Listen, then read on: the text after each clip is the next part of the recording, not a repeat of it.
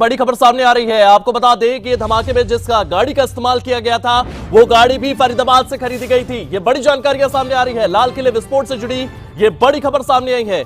आपको बता दें जिस i20 कार में ब्लास्ट हुआ है ये गाड़ी जो है ये फरीदाबाद से खरीदी गई थी। फरीदाबाद से खरीदी गई थी। धमाके में इस्तेमाल की गई i20 कार फरीदाबाद के रॉयल कार जोन नाम के डीलर से ये कार खरीदी गई थी। पुलवामा में रहने वाले तारिक ने ये कार बेची थी। आपको बता दें कि इसको लेकर के ये तमाम जानकारियां सामने आ रही है। कल फरीदाबाद में 2900 किलो विस्फोटक मिला था। अमोनियम नाइट्रेट यहां से बरामद किया गया था और इसी से ये तार जुड़े हुए नजर आ रहे हैं। लाल किला विस्फोट से जुड़ी हुई ये बड़ी खबर सामने आई है। तो फरीदाबाद में पुलिस ने सर्च ऑपरेशन तेज कर दिया है। लगातार फरीदाबाद में सर्च ऑपरेशन चलाया जा रहा है। कल ही फरीदाबाद में 2900 किलो विस्फोटक बरामद हुआ है। और एक और खबर सामने आ रही है, बड़ी जानकारियां सामने आ रही है कि जिस कार का इस्तेमाल लाल किले ब्लास्ट में किया गया है वो कार भी फरीदाबाद से ही खरीदी गई है। तो ये सारे कॉन्टेक्स्ट जो है वो फरीदाबाद से सामने आ रहे हैं। फरीदाबाद में लगातार जांच एजेंसियां सर्च अभियान चला रही है, जांच पड़ताल कर रही है। लाल किले विस्फोट से जुड़े ये बड़ी जानकारियां सामने आ रही है। तो आपको बता दें फरीदाबाद में पुलिस ने सर्च ऑपरेशन तेज कर दिया है। लगातार तमाम पहलुओं को खंगाला जा रहा है, पूछताछ की जा रही है। इसी के साथ फतेहपुर तंगा गांव और को लेकर के यहां पर तमाम जानकारियां सामने आ रही है। पुलवामा में रहने वाले तारिक ने ये कार बेची थी और इसके तार जो है वो लगातार फरीदाबाद से सामने आ रहे हैं। और इसी खबर को लेकर के हमारे सहयोगी विनय हमारे साथ मौजूद है। विनय, ये एक और जानकारी सामने आ रही है। फरीदाबाद में कल 2900 किलो विस्फोटक मिलता है और आज ये खबर सामने आ रही है कि ये कार भी वहीं से खरीदी गई थी। तो ये सारी जो कॉन्टेक्ट्स हैं वो फरीदाबाद बता रहे हैं। वहां पर भी जांच एजेंसियां लगातार जांच पड़ताल कर रही है। कि चांदनी चौक ब्लास्ट के तमाम तार फरीदाबाद से जुड़ते हुए नजर आ रहे हैं, क्योंकि कल ही ये दोनों घटनाक्रम हुए। कल सुबह तक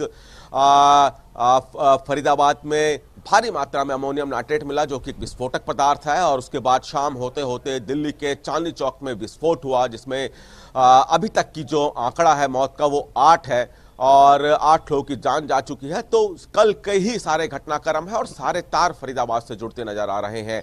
i20 कार जिसका जिक्र हो रहा है कि जिसमें विस्फोट सबसे पहले हुआ, उसको दिल्ली फरीदाबाद के बॉर्डर बदरपुर पर देखा गया। बदरपुर से वो दिल्ली एंटर होती हुई दिखाई दी। चांदनी चौक में जहां पर विस्फोट हुआ वहां पर भी i20 कार को कहीं और ले जाया जा रहा था किसी और घटनाक्रम को अंजाम देने के लिए। तो अभी किसी तरह से ऑफिशियल स्टेटमेंट, औपचारिक स्टेटमेंट नहीं आया है, लेकिन बहुत से जांच पहलू हैं।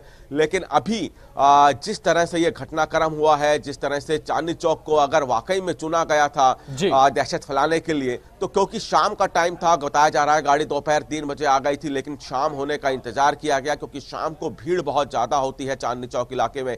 ना सिर्फ वहां व्यापारी होते हैं, ना सिर्फ ग्राहक होते हैं, बल्कि टूरिस्ट प्लेस भी है चांदनी चौक लाल किला। तो इसलिए संख्या शाम के टाइम 6:52 का सबसे पहला ब्लास्ट सुनने की बात सामने आई है। तो 6:52 के आसपास ये ब्लास्ट हुआ है।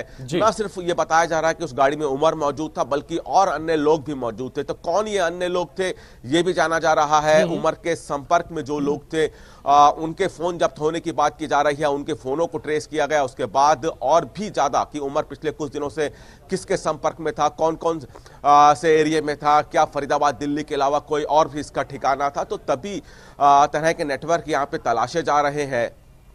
और हर एक पहलू, क्योंकि बहुत बड़ी आतंकी घटना दिल्ली में ये कह सकते हैं कि लंबे अरसे के बाद इस तरह की घटना हुई है। और इस घटना को अंजाम देने वालों को, क्योंकि गृह मंत्री साफ कर चुके हैं कि बख्शा नहीं जाएगा। और साथ ही साथ फरीदाबाद का जो नेटवर्क जुड़ रहा है, फरीदाबाद में जो आरोपी पकड़े गए हैं कल, उनसे भी पूछताछ की जा रही है और पूछा जा रहा है कि और भी क्या प्लानिंग है, और भी कई जगह अन्य जगहों पर क्या विस्फोटक पदार्थ रखे गए हैं, क्या कुछ होने वाला है देश में। जो लोग कल आरोपी पकड़े गए हैं उनसे यहाँ पे जांच एजेंसियां तमाम तरह के सवाल कर रही हैं। उनसे उमर के बारे में पूछा जा रहा है। ये भी पूछा जा रहा है कि जो उमर के साथ जो अन्य लोग गाड़ी में मौजूद थे वो कौन थे। तो कोई ना कोई यहाँ पे एंगल, यहाँ पे जो जांच एजेंसियां है वो पूरी एक ट्रेस करने की कोशिश कर रही है, पूरी एक श्रृंखला बनाने की कोशिश कर रही है कि कैसे ये विस्फोटक फरीदाबाद पहुंचा, फरीदाबाद से दिल्ली क्यों लाया गया, क्या चांदनी चौक में यहाँ विस्फोट करना था या कहीं और विस्फोट करने जाना था, उमर का क्या रोल है, जो लोग पकड़े गए हैं उनकी क्या भूमिका है, कौन इनका हैंडलर है, किसके कहने पे ये सब कर रहे थे। नहीं, क्योंकि इसी बात को लेकर के लगातार बातचीत भी हो रही है कि इनके हैंडलर कौन है, क्या इनके हैंडलर जो है है वो पाकिस्तान में बैठे हुए थे। तमाम आतंकी संगठनों से भी इस पूरे मामले का कनेक्शन जो है वो जुड़ता हुआ नजर आ रहा है, उसको लेकर भी चर्चा हो रही है विनय।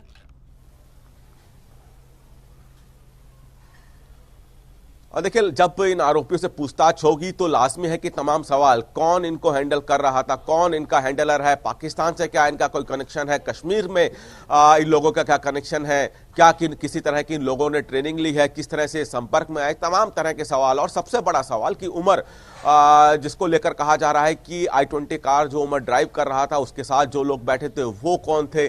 तो हर एक पहलू से यहां पर जांच एजेंसियां, जो आरोपी जो कल फरीदाबाद में पकड़े गए हैं, उनसे पूछताछ करेगी। अब चूंकि उमर वो फरार आरोपी है जो कि कल फरीदाबाद मामले में फरार हुआ था, अब जब शाम तक ये विस्फोट हुआ, उसके बाद जब जांच एजेंसियों को i20 कार का पता चला, जिसको लेकर कहा जा रहा है कि HR 26 नंबर है, कई डीलर के जरिए वो उमर तक पहुंचे, तो डीलर से भी पूछताछ और साथ ही साथ जो पहला ऑनर है इस गाड़ी का, उससे भी पूछताछ। तो क्योंकि पहले ऑनर की तरफ से कहा गया कि डीलर को उन्होंने गाड़ी बेची, डीलर ने कहा कि फिर उन्होंने अपनी गाड़ी आगे बेची है। तो तमाम तरह की पूछताछ इस पूरे कार के सेल परचेज को लेकर। इतना भारी संख्या में विस्फोटक अगर फरीदाबाद में पहुंचा तो कैसे पहुंचा, क्या मकसद था, क्या कोई बड़ा प्लान कर रहे हैं कुछ लोग, जिसके इशारे पे सब हो रहा है, चांदनी चौक क्या टारगेट था या फिर कोई और जगह टारगेट कर रखी थी। तो ये तमाम तरह के एंगल, तमाम तरह के पहलू, ये तमाम तरह के एंगल जो है इनको लेकर के जांच एजेंसियां वो जांच पड़ताल कर रही है, खोजबीन करती हुई नजर आ रही है। विनय, आप हमारे साथ बने रहिएगा। इसी बीच एक और बड़ी खबर सामने